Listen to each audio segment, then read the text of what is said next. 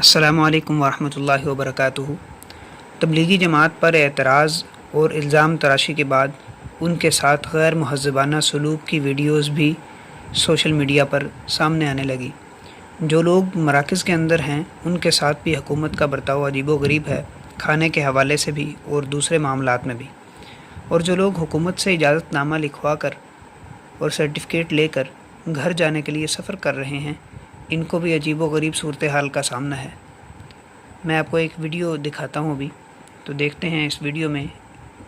میرا نام حافظ حمزہ مبشر ہے اور یہ ماشاءاللہ ہمارے ساتھ یہ پوری جماعت ہے، 3 یا 4 جماعتیں ہیں۔ ایک ہماری جنید جمشید کی بھی جماعت ہے۔ ہم آج تیسرا دن ہے، پنڈی مرکز سے نکلے تھے، ہمیں گاڑی کروائی تھی گورنمنٹ کے ذریعے،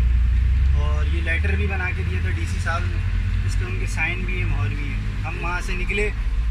پنڈی سے، تو الحمدللہ رات تھوڑی سچی گزری، لیکن جب آدھی رات کو میاں والی کی چیک پوسٹ پر پہنچے تو انہوں نے بڑا مطلب ذلیل کیا، گالیاں دی ہمیں کہ بھئی آپ جائیں یہاں سے، اور آپ کے لیے تو خاص طور سے راستے بند۔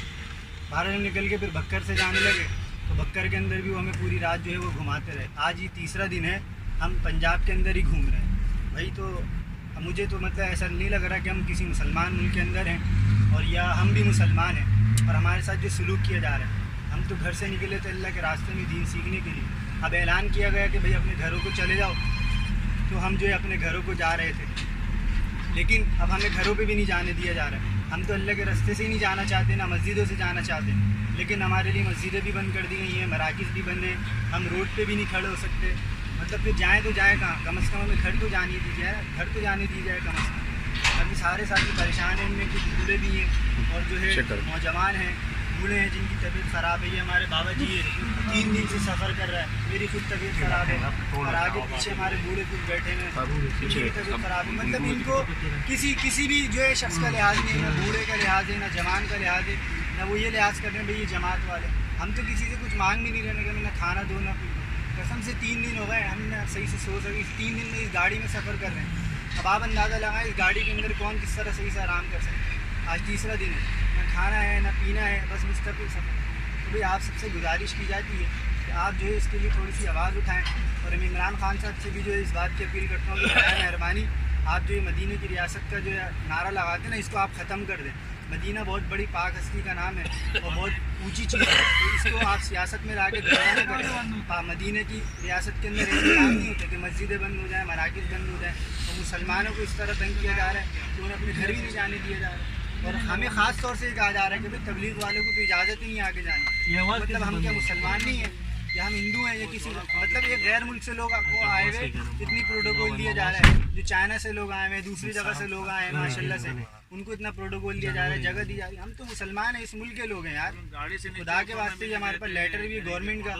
وہ پتہ نہیں، میری تو یہ سمجھ میں نہیں آتا کہ ماشاءاللہ ہمارے یہاں ہر شعبے کے اندر پڑھے لکھے لوگ موجود ہیں یا نہیں۔ یہ ماشاءاللہ پولیس والے ہمارے ادھر آرمی والے بھی کھڑے ہیں، یہ اتنی بڑی جب میں نے یہ ویڈیو دیکھی تو بہت زیادہ دلی دکھ ہوا کہ اس طرح سے امتیازی سلوک اور تبلیغ والوں کے ساتھ اور اللہ کے راستے میں نکلنے والوں لوگوں کے ساتھ، جو ہم سے کسی 1 روپے کا بھی جو ہے وہ سوال نہیں کرتے، اپنے پیسے پر جو ہے وہ چلتے ہیں اور لوگوں کو اللہ کی طرف بلاتے ہیں اور بھٹکے ہوئے لوگوں کو راہ دکھاتے ہیں، اور ہمارے لیے جو ہے وہ ہر وقت دعا میں مشغول رہتے ہیں۔ ان لوگوں کے ساتھ، امن کے سفیروں کے ساتھ ایسا امتیازی سلوک کیوں کیا جا رہا ہے؟ جبکہ اعلیٰ حکام کی طرف سے کافی اچھے طریقے سے بات چیت سامنے آئی تھی۔ چودھری پرویز الہی صاحب نے بھی جو ہے وہ ویڈیو بیان ریکارڈ کروایا تھا، اور بھی حکومت کی طرف سے بھی جو ہے جو 1-2 جگہ پر ناخوشگوار واقعات پیش آئے تھے ان پر معذرت بھی کی گئی تھی، اور دوبارہ ایسا نہیں ہوگا اس کی یقین دہانی بھی کروائی تھی۔ سوال یہ ہے کہ تو پھر اس طرح سے کیوں ہو رہا ہے اس سب کے بعد؟ اب 2 باتیں ہیں، یا تو جن افسران سے ان کی ملاقاتیں ہو رہی ہیں یا جن کے پاس یہ جا کر رک رہے ہیں جو ان کو روک رہے ہیں، یا تو یہ ان کا انفرادی معاملہ ہے کہ وہ اس طرح سے ان کو ٹریٹ کر رہے ہیں، یا پھر ان تک پہلے احکامات سختی کے پہنچے ہوں گے کہ کسی تبلیغ والی جماعت کو آگے نہیں جانے دینا، اپنے پاس سے نہیں گزرنے دینا، واپس کر دینا ہے، اور پھر اس کے بعد جب حکومت کے احکامات میں نرمی آئی ہے تو وہ نئے احکامات جو ہیں وہ ان پولیس والوں تک نہیں پہنچے،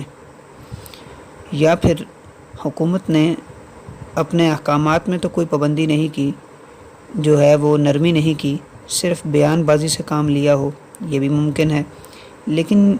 یہ ایک واقعہ سامنے آیا جس میں اس طرح سے تنگ کیا گیا ہے، تو اس سے زیادہ تر یہی بات ثابت ہوتی ہے کہ یہ لوگوں کا انفرادی معاملہ ہوگا، نئے احکامات جو نرمی والے ہیں وہ ان تک نہ پہنچے ہوں گے۔ بہرحال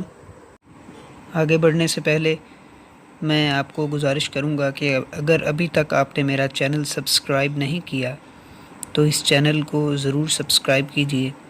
لائک بھی کیجئے اور شیئر بھی کیجئے اور بیل آئیکن کو بھی دبا دیجئے۔ تو حکومت کو اس بارے میں غور و فکر کرنا چاہیے اور اس طرح کے ناخوشگوار واقعات کا نوٹس بھی لینا چاہیے کہ یہ کن کی کمی کوتاہی کی وجہ سے ایسے معاملات پیش آ رہے ہیں، اور جن مراکز کو قرنطینہ بنایا ہے وہاں پر انتظامات کا مکمل جائزہ لینا چاہیے اور اچھے معاملات جو ہیں وہ عوام کے ساتھ پیش آنے چاہیے تاکہ ان اللہ کے راستے میں نکلنے والے مہمانوں کے دلوں سے دعا نکلے اور اللہ تعالیٰ اس کرونا وائرس جیسی وبا سے ہمیں نجات عطا فرمائے۔ امید ہے آج کی ویڈیو آپ کو پسند آئی ہوگی۔